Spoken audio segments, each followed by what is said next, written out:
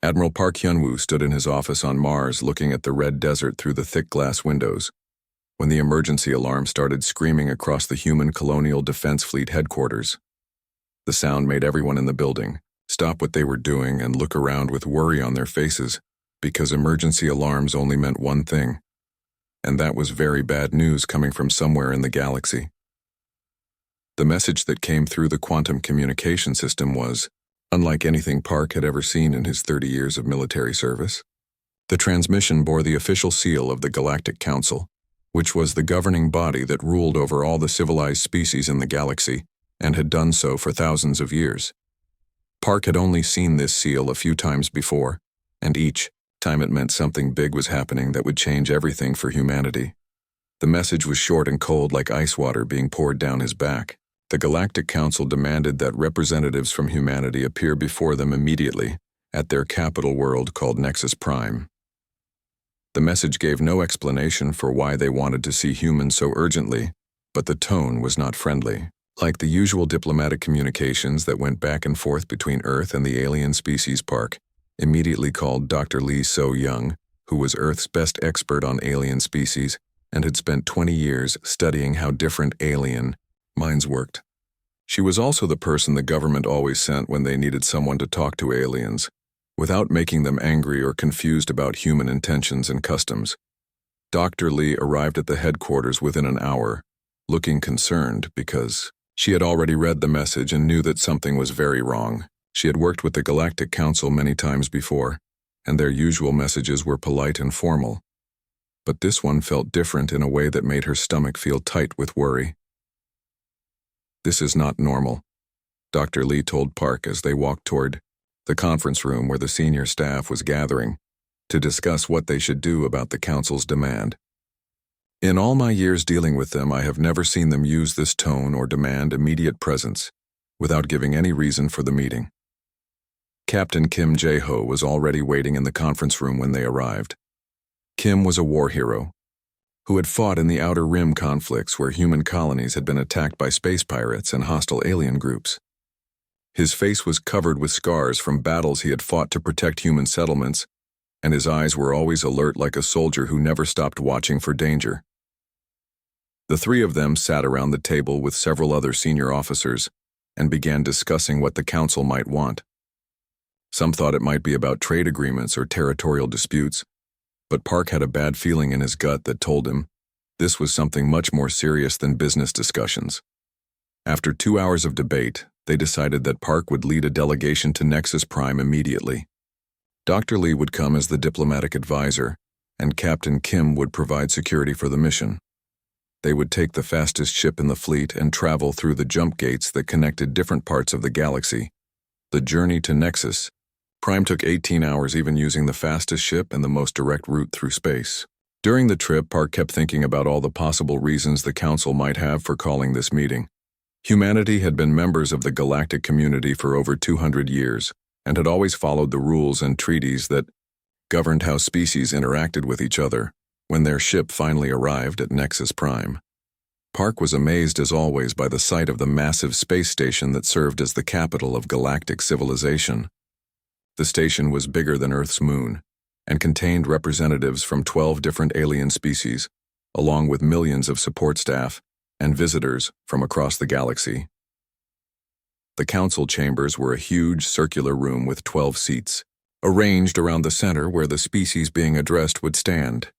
Each seat was designed for a different type of alien body, from the crystalline Vorthak who looked like living gemstones to the gas cloud nebulans, who existed as intelligent clouds of colored vapor held together by energy fields. Park and his team were escorted to the center of the chamber by guards who looked like giant insects but moved with military precision that reminded him of human soldiers.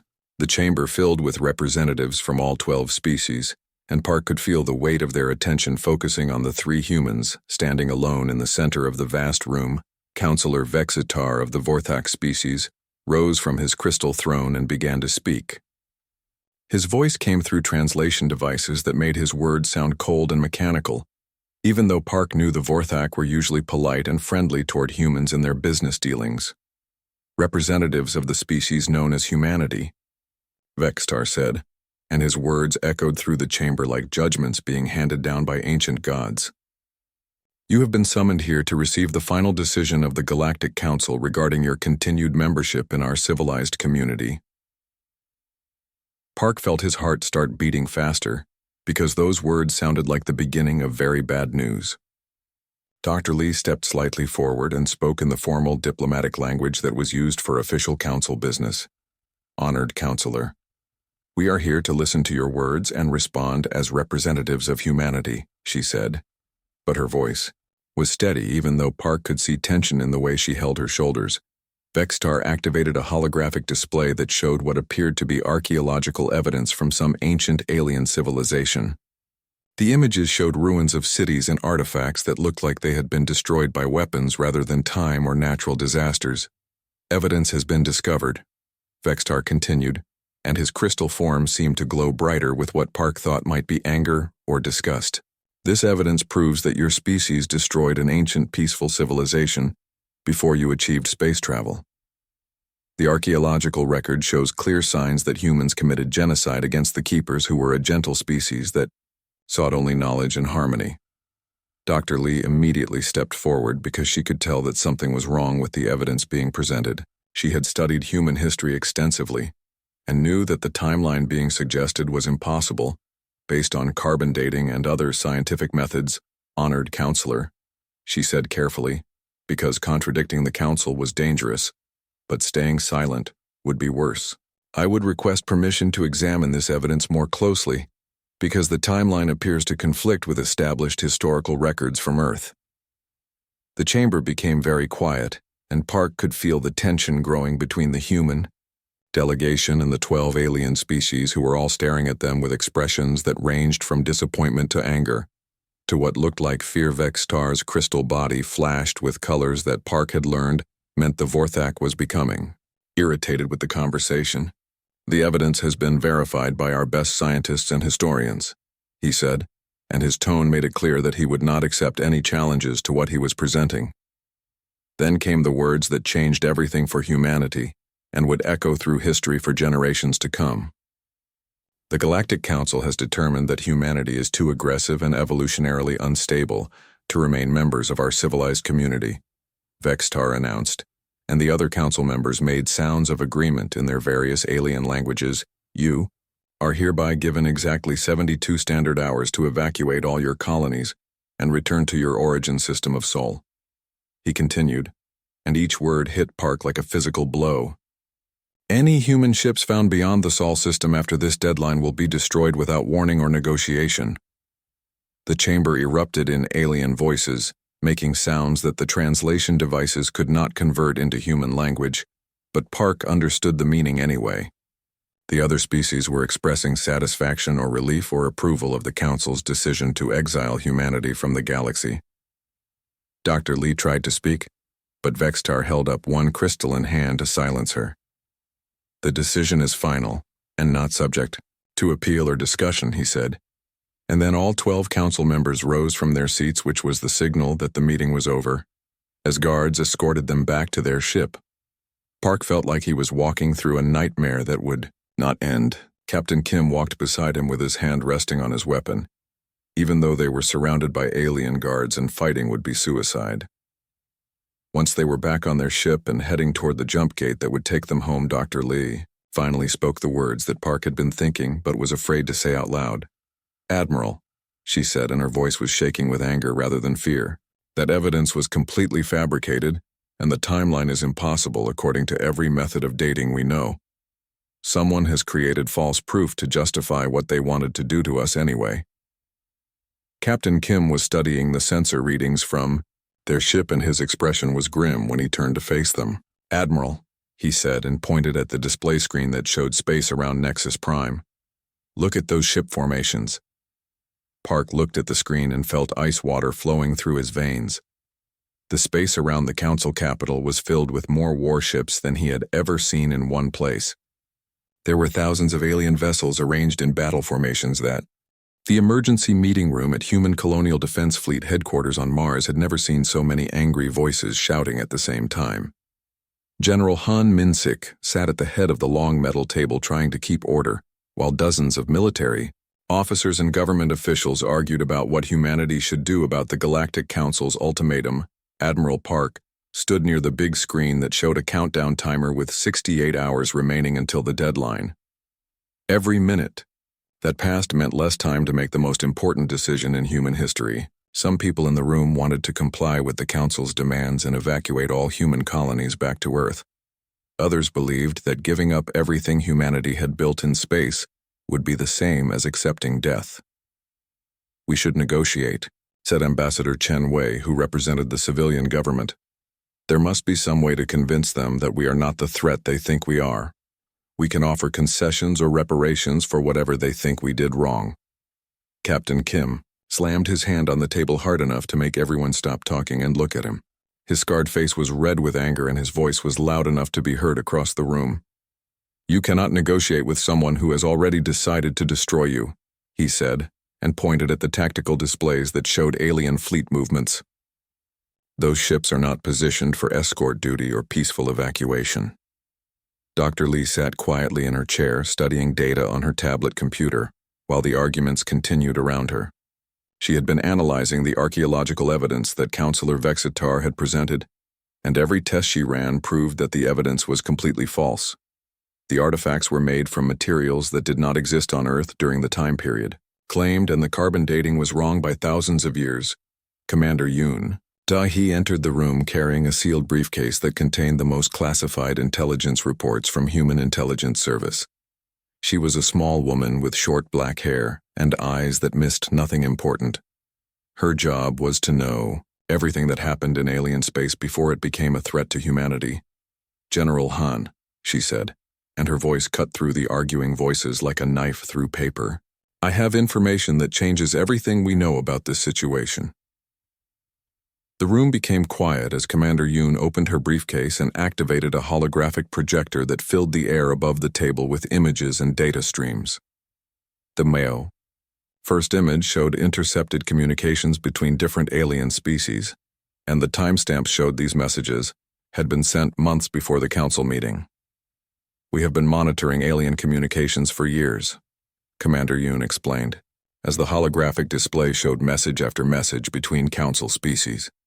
"What we discovered is that they have been planning this action against humanity for much longer than just the past few weeks."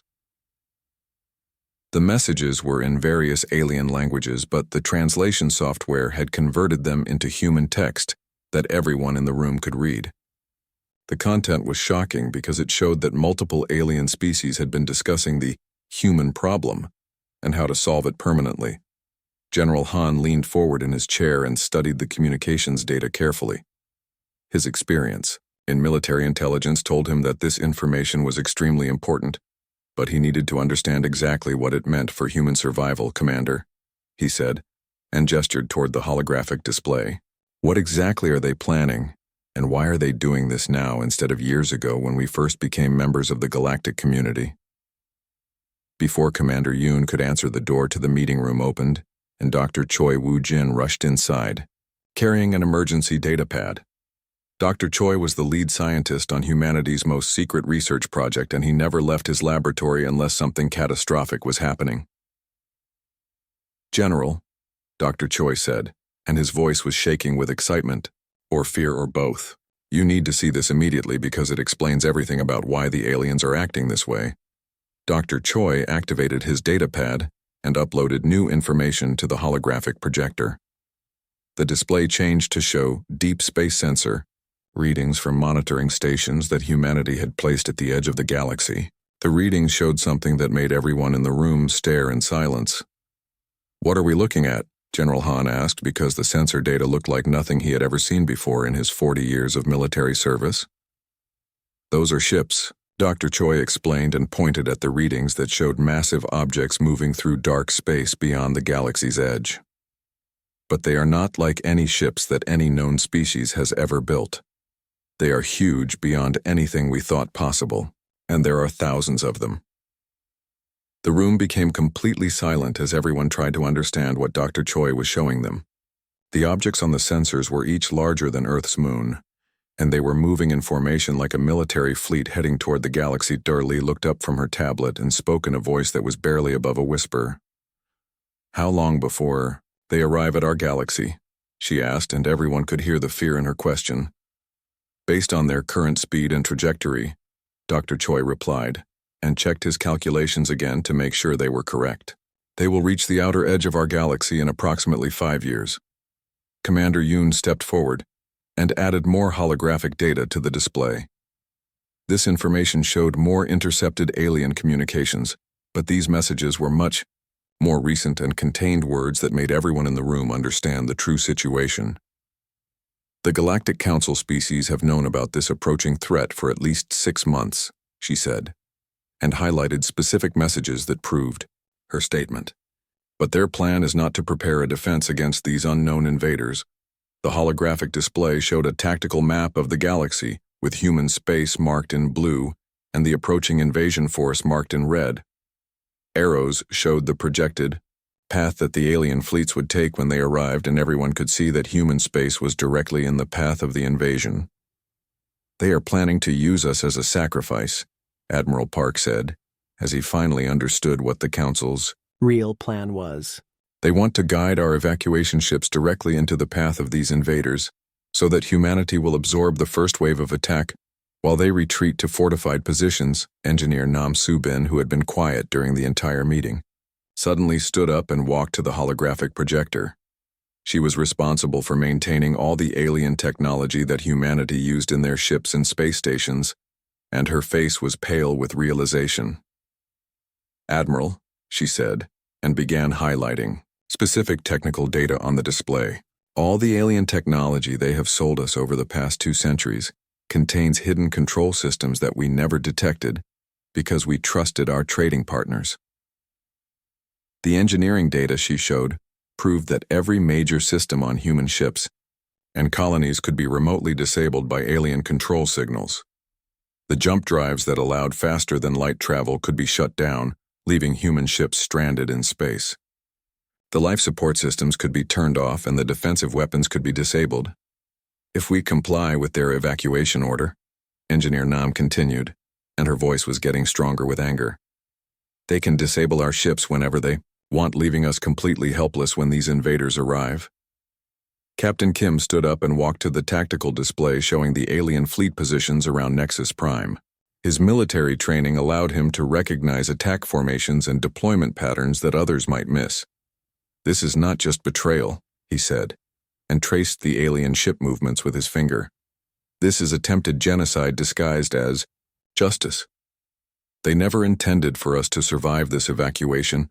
Dr. Choi activated another section of his data and showed readings from humanity's deep space monitoring network. The information revealed that the approaching invasion force was not just another species looking for new territory to colonize. "These ships do not match any known technology from our galaxy," he explained, and pointed at energy readings that were completely different from anything they had encountered before. Based on their construction and energy signatures, they appear to be artificial intelligences rather than biological creatures. Commander Yoon added more intercepted communications to the display, and these messages contained the most shocking information of all. Several alien species had been discussing surrender rather than resistance when the invasion force arrived.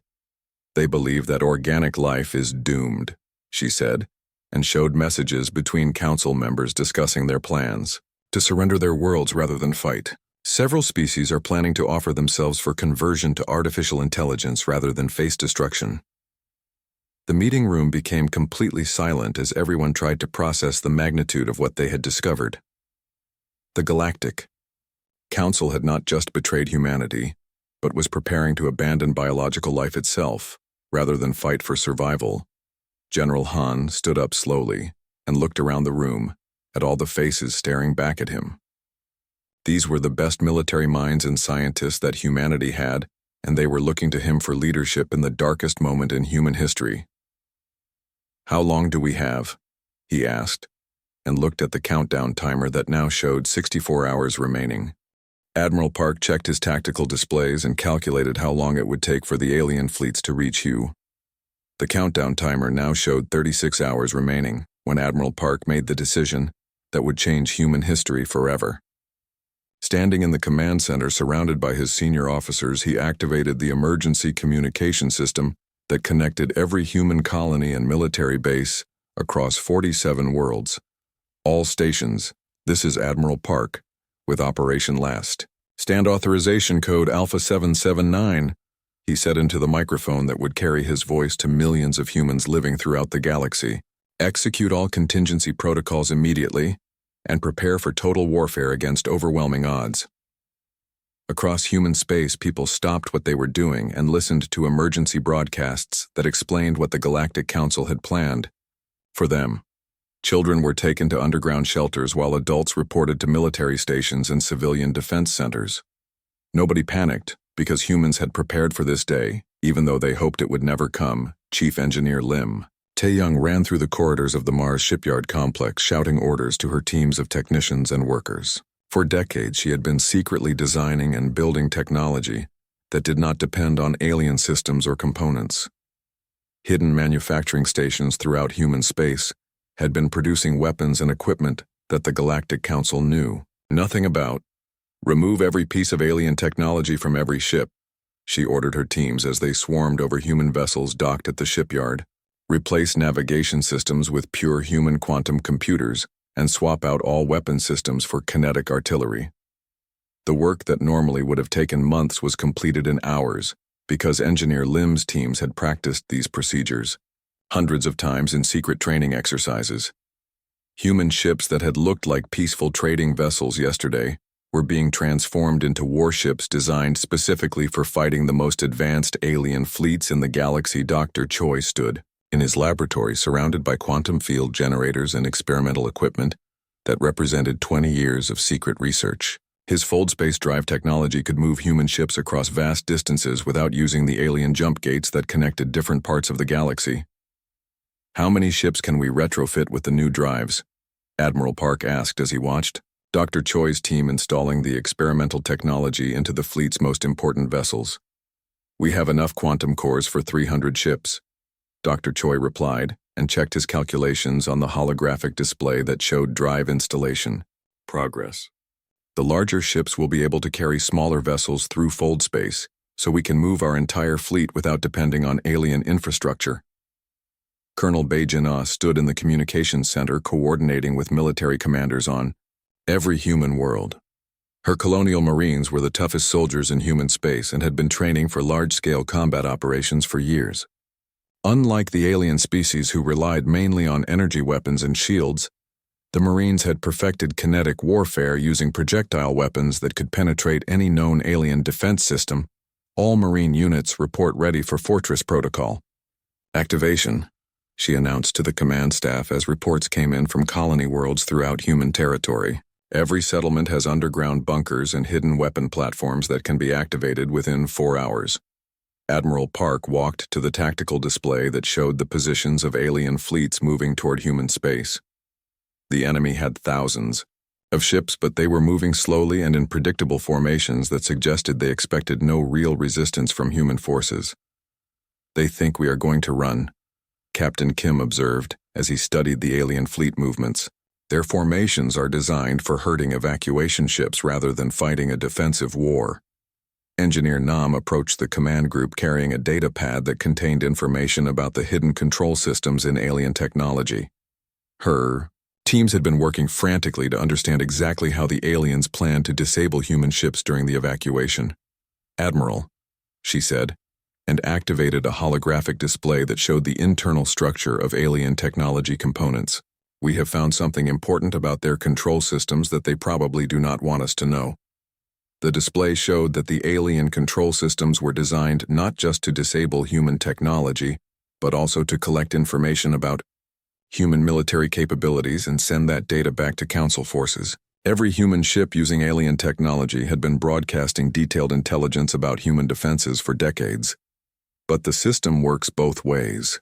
Engineer Nam continued with a smile that made Admiral Park think she had discovered something very useful for their desperate situation.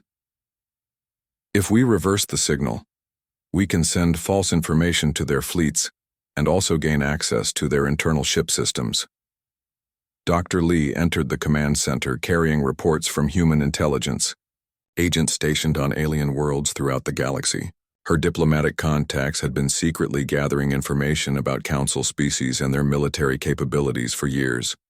"Admiral, the alien species are not as united as they want us to believe," she said, and displayed intercepted communications, showing disagreements between different Council members. 3 species are having serious doubts about the plan to sacrifice humanity, and 2 others are concerned about the approaching machine intelligence threat. The communications showed that the Klaxi hive mind had withdrawn most of their ships from the Council fleets and were fortifying their home cluster instead of participating in the attack on human space. The Nebulans were also reducing their military commitment, and several of their commanders had requested transfers away from the human front. "We might be able to divide them," Dr. Lee suggested, as she showed more evidence of growing tensions within the Council alliance. "If we can convince some species to abandon the attack, it would reduce the odds against us significantly." Commander Yoon entered the room with more intelligence reports that contained disturbing information about the approaching invasion force from outside the galaxy. Her deep space monitoring network had detected changes in the invaders' course and speed that suggested they might arrive sooner than predicted. "The machine intelligence fleet has changed direction," she announced, and updated the tactical display to show new projected arrival times. They are now heading directly toward the galactic core instead of approaching from the rim sectors.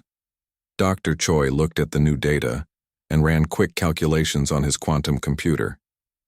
His face became pale as he realized what the course change meant for everyone in the galaxy, including the alien species that were planning to surrender. "If they approach from that direction, they will encounter the Council homeworlds first," he said, and highlighted the projected invasion path on the holographic display. "The Vorthak and Nebulan systems are directly in their path."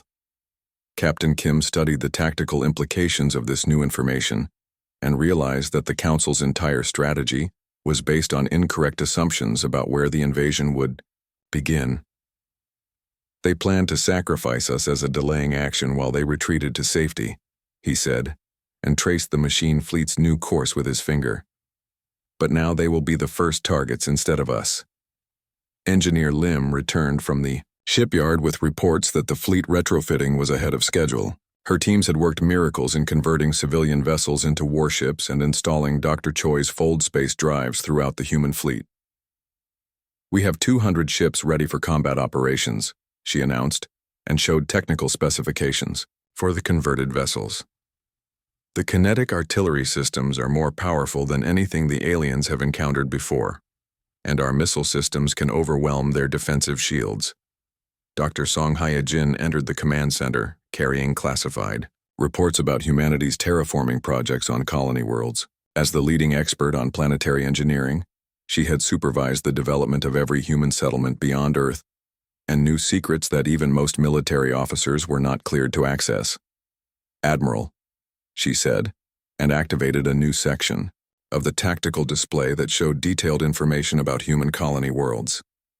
"The terraforming projects have been much more than just creating suitable environments for human settlement. The display revealed that every human colony had been designed as a potential fortress world with hidden military installations buried beneath civilian settlements. Underground factories could produce weapons and equipment, while concealed launch sites held missiles capable of engaging enemy fleets in orbit. We can turn our entire territory into a battlefield," Dr. Song explained, as the display showed the extent of hidden military preparations on dozens of worlds. Every colony has enough supplies and weapons to hold out for years, even under siege conditions. Admiral Park looked around at his senior staff and realized that humanity had been preparing for this war much longer than he had understood. While serving as peaceful members of the galactic community, they had been secretly building the most formidable military force in known space. "How long before we are ready to implement full defensive operations?" he asked as he studied the combined reports from all departments showing human military capabilities that far exceeded what the aliens expected. 12 hours, Co. 6 hours remained until the Galactic Council's deadline, when Admiral Park stood before the most powerful communication array ever built by human technology. The quantum transmission system could broadcast across the entire galaxy, reaching every inhabited world and space station where intelligent life existed. What he was about to do had never been attempted in galactic history, and would either save biological life throughout the galaxy or mark humanity for immediate destruction. Lieutenant Park Min-ho worked frantically at the communication controls, making final adjustments to ensure the broadcast would reach maximum range and penetrate all known alien communication networks. The young officer was Admiral Park's son, but had earned his position through technical skill rather than family connections, and was the best communications specialist in the human fleet. "All systems are ready, Admiral," Lieutenant Park reported. As status lights showed green across the entire communication array, "We can reach every inhabited system in the galaxy, and the signal will automatically translate into all known alien languages." Dr. Lee stood beside the Admiral, carrying data files that contained all the evidence humanity had gathered about the approaching machine intelligence invasion and the Galactic Council's betrayal of their own member species. Her diplomatic training had taught her how to present complex information in ways that different alien minds could understand and accept. "Remember, Admiral," she said quietly, as technicians made final preparations for the historic broadcast. "Some species will react with panic while others will refuse to believe what we tell them. We need to present the evidence clearly and give them practical options for survival." Captain Kim monitored tactical displays showing the positions of alien fleets that were now only hours away from human space. The enemy formations had not changed their approach patterns, which suggested they still expected humanity to comply with the evacuation order rather than prepare for battle. "Admiral," Captain Kim said, and pointed at sensor readings from the outer monitoring stations. "Enemy scout ships have entered our territory, but they are not taking defensive positions. They are still behaving like escort vessels rather than invasion forces." Engineer Nam worked at a separate control station that would broadcast technical data, proving that alien technology contained hidden control systems designed to disable human ships and colonies. Her evidence would show every species in the galaxy that the Council had been secretly preparing to control or destroy any member species that became inconvenient. Commander Yoon stood ready to transmit the intercepted communications that revealed the Council's real plans and their knowledge of the approaching machine invasion.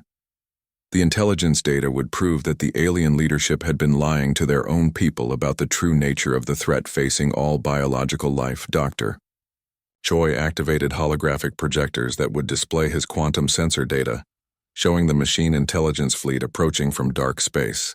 The scientific evidence was undeniable, and would prove to every species that the invasion was real, and would arrive much sooner than anyone expected. At exactly 6 hours before the deadline, Admiral Park activated the galaxy-wide communication system and began speaking words that would echo through history and change the fate of every living creature in known space.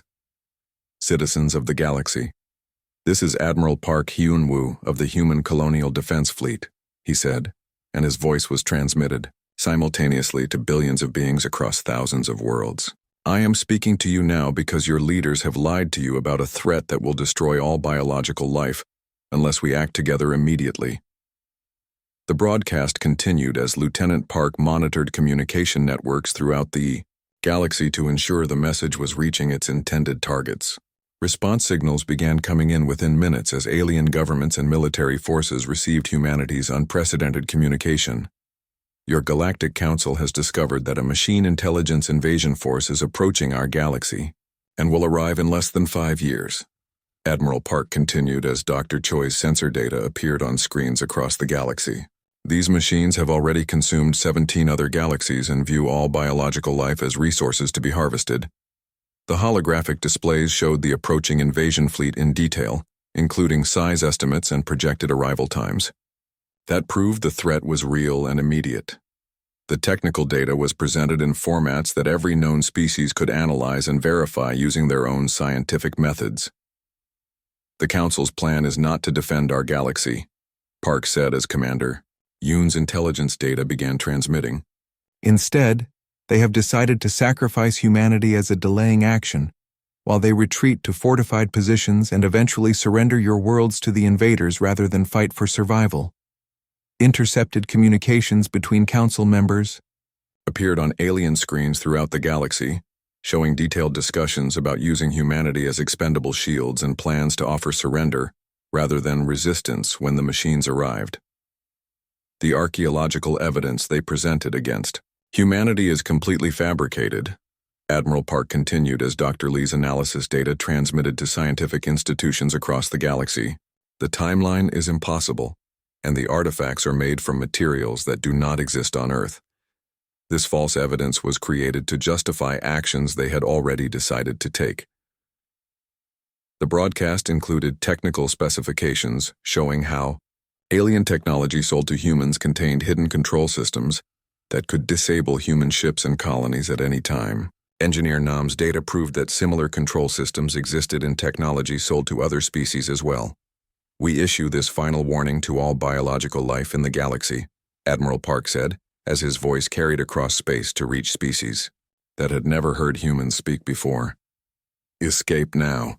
Get your people to the Galactic Rim sectors. Prepare to fight for your survival, because surrender will only delay your extinction by a few years. The response from across the galaxy was immediate and chaotic. Some alien governments began emergency evacuation procedures while others demanded explanations from their council representatives. Military forces throughout known space went to high alert status as the implications of humanity's warning became clear. On Nexus, Prime Counselor Vextar activated emergency communication systems to address the crisis caused by humanity's galaxy-wide broadcast. His crystal form glowed with anger as he realized that humans had revealed information that the Council had planned to keep secret until the invasion actually arrived. The humans are spreading terrorist propaganda designed to create panic throughout our civilized galaxy, Vextar announced to Council members and government representatives from all member species. Their claims about approaching invaders are based on fabricated evidence designed to justify their refusal to accept lawful punishment. But several species were already analyzing the scientific data that humanity had broadcast, and their own scientists were confirming that the quantum sensor readings were accurate and showed a real invasion fleet approaching from outside the galaxy. The Claxi hive mind made the first official response to humanity's warning by declaring immediate neutrality in the conflict between humans and the Council. Their unified voice spoke across their entire star cluster, announcing that they would begin fortifying their territory rather than participating in attacks against any biological species. The evidence presented by the humans matches our own deep space sensor readings, the Claxi announced through their quantum communication network. We will not waste our military strength attacking potential allies when a greater threat approaches our galaxy. 3 minor species that had never been major powers in galactic politics suddenly declared their support for humanity and began moving their fleets away from Council staging areas. The Altrani maritime species announced they would offer sanctuary to any refugees from the coming machine invasion on Earth, and throughout human space the reaction to Admiral Park's broadcast was very different from the chaos spreading through alien territories. Humans had known about the threat for hours and were already implementing defense plans that had been prepared in secret for decades.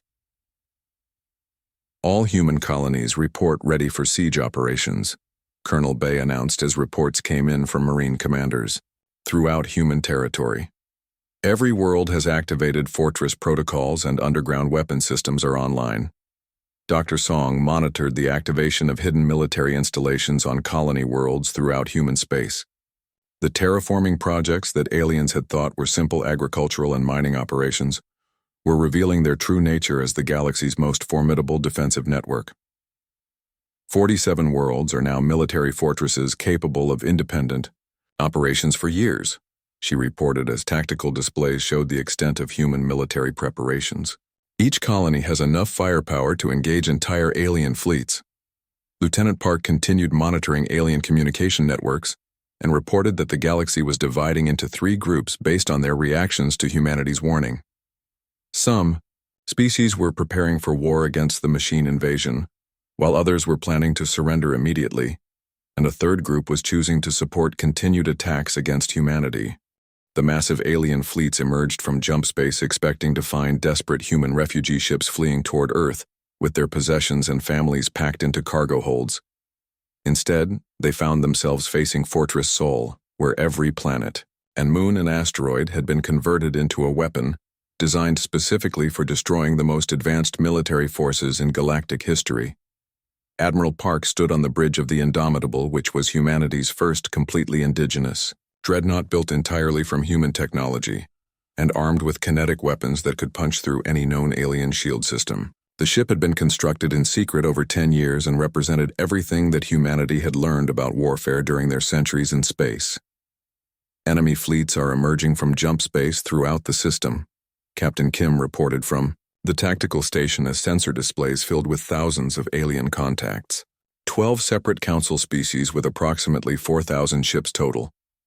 The alien commanders had expected to find panicked civilians trying to escape, but what they saw instead made them stop their advance and request new orders from their governments. Earth's moon had been converted into a massive railgun platform capable of accelerating projectiles to significant fractions of light speed. Mars bristled with missile batteries that could launch thousands of nuclear warheads simultaneously. The asteroid belt between Mars and Jupiter had been transformed into the largest minefield in known space, with automated weapon platforms hidden among the rocks and debris. Every asteroid larger than a building contained sensors and weapons that could track and engage enemy ships at distances measured in millions of kilometers. All weapon systems report ready, Colonel Bay announced as Marine units throughout the HFY Sol system took their positions at gun emplacements and missile launch sites. Underground installations on Earth, Luna, Mars, and 17 asteroid bases are prepared for sustained combat operations. Dr. Song monitored the activation of planetary defense systems that had been built into every human world over decades of careful preparation. The terraforming equipment that aliens thought was used for agriculture and mining had been designed from the beginning to serve dual purposes as military infrastructure. 47 colony worlds report fortress status achieved, she announced, as tactical displays showed the extent of human military preparations throughout their territory. Each world has enough firepower and supplies to engage siege operations independently for up to 5 years. The alien fleet commanders sent urgent communications back to their homeworlds, requesting clarification of their orders, because the situation they had found was completely different from what the Council had prepared them to encounter. Several smaller species immediately began withdrawing their ships from the attack formation. Admiral Park activated the fleet communication system to address the human forces preparing for what might be the last battle in human history. Throughout the Sol system and on colony worlds across human space, millions of people waited to hear their supreme commander's words, "Citizens of humanity," he said, and his voice reached every human military installation and civilian shelter throughout their territory. Today we face enemies who believed we would surrender rather than fight for our right to exist. They have learned that they were wrong about human nature. The first shots of the battle came when Vorthak crystal ships tried to disable the lunar railgun installations using focused energy beams. The aliens had never encountered kinetic weapons on this scale, and were shocked when tungsten projectiles moving at enormous velocity smashed through their shields and armor, like they were made of paper.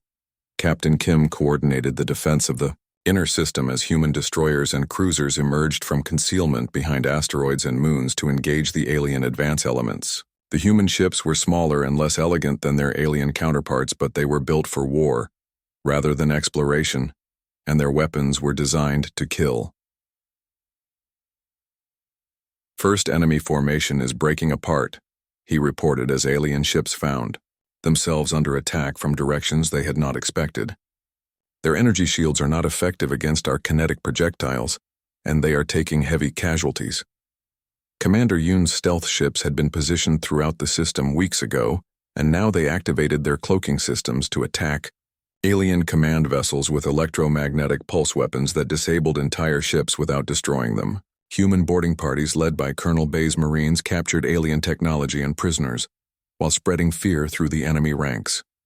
We have captured 3 alien command ships and disabled 7 others, Commander Yoon reported as her stealth squadrons continued their hit-and-run attacks against high-value targets. Enemy fleet coordination is breaking down as their commanders lose communication with each other.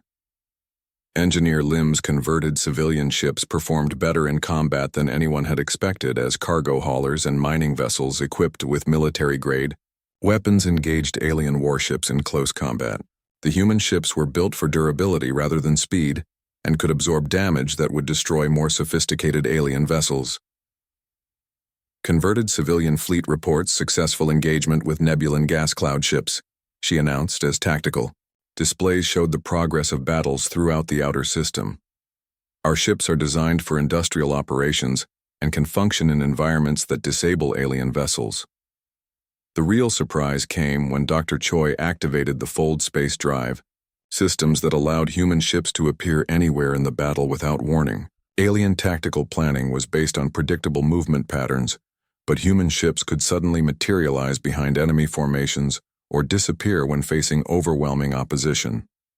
Fold Space tactical deployment successful, Dr. Choi reported, as human strike groups use the experimental technology to attack alien fleet formations from impossible angles. Enemy forces cannot predict our movement patterns and their tactical computers are unable to calculate effective defensive positions. As the battle raged throughout the Sol system, something completely unexpected happened that changed everything. About the conflict between humanity and the Galactic Council. Lieutenant Park detected incoming signals from deep space sensors, monitoring the approach of the Machine Intelligence Invasion Force. Admiral, Lieutenant Park announced with urgency, in his voice that made everyone on the bridge stop what they were doing to listen. Long-range sensors are detecting massive acceleration from the machine fleet. They are moving much faster than predicted and will arrive at the galaxy in months rather than years. Dr. Choi immediately ran new calculations based on the updated sensor data, and his results were shocking enough to make him double-check his work 3 times before announcing his findings to the command staff. The machine invasion force has increased speed by a factor of 10, he reported as holographic. Displays showed the revised timeline for the invasion. They will reach the outer edge of our galaxy in approximately 6 months and the core systems, including Council homeworlds, in less than 2 years. Admiral Park realized that this information changed everything about the current battle and the future survival of all biological life in the galaxy. He immediately opened communication channels to the alien fleet commanders who were still fighting human forces throughout the Sol system. "Attention all Council fleet commanders," he announced on frequencies that reached every alien ship in the system. "Our deep space monitoring stations have detected critical changes in the machine invasion timeline. The threat is arriving much sooner than anyone calculated." The quantum sensor data was transmitted directly to alien ships so their own scientists could verify the accuracy of the readings. The response from alien commanders was immediate, as they realized that continuing to fight humanity was pointless when a much greater threat was approaching their homeworlds. Counselor Vextar's crystal form appeared on the main communication screen, looking completely different from the arrogant alien leader who had pronounced humanity's exile only days earlier. His crystalline structure showed stress patterns that indicated extreme emotional distress. "Admiral Park," Vextar said, and his translated voice carried none of the authority and confidence that had characterized their previous communication.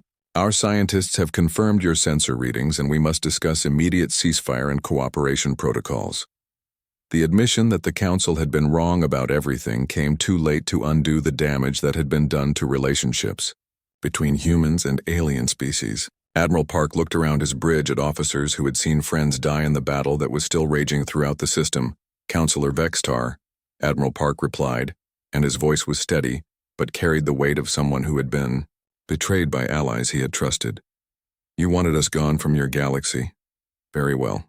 We are leaving to establish defensive positions at the Galactic Rim, where we will prepare to fight enemies that actually threaten biological life." The alien commander tried to speak, but Admiral Park continued without giving him the opportunity to interrupt or make excuses for the Council's actions. "Any species that wants to fight for their survival instead of surrendering their freedom can follow us to the Rim worlds," Admiral Park said, as tactical displays showed human ships beginning to disengage from combat throughout the system.